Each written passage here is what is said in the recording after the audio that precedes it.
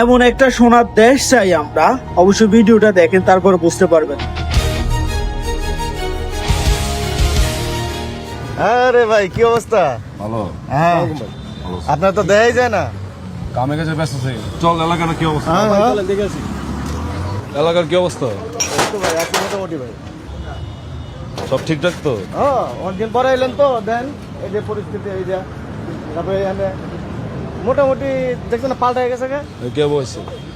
এরা নতুন নতুন লোক দিছে তো পাল্টা গেছে গা। ভাই ভাই ভাই ভাই ভাই ভাই সালাম আলাইকুম ভাই। এই যে আপনার টাকা ধরেন ভাই, আরে এসব কি? রাখেন ভাই। আমরা কেউ চাঁদাবাজি না। আরে রাখেন তো আরে বাংলাদেশ আর আগের মতো নাই ভাই।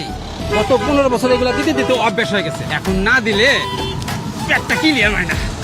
রাখেন ভাই, রাখেন তো বড় ভাই। আরে রাখেন। আরে বড় ভাই রাখেন, আরে রাখেন তো। এই ভাই ভাই ভাই ভাই ভাই নিয়ে যান ভাই, ভাই ভাই ভাই নিয়ে যান ভাই, ভাই নিয়ে যান। আরে সর। আরে রাখেন ভাই ভাই ভাই ভাই দাঁড়ান ভাই।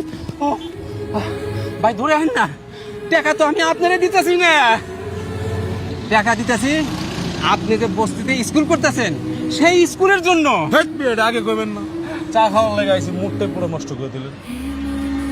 এটা আমাদের স্কুল ফান্ডে জমা দিয়ে দিন। আচ্ছা কি ভাবছেন দেশের সবাই ফেরেশতা হয়ে গেছে? না, এটা একটা স্বপ্ন।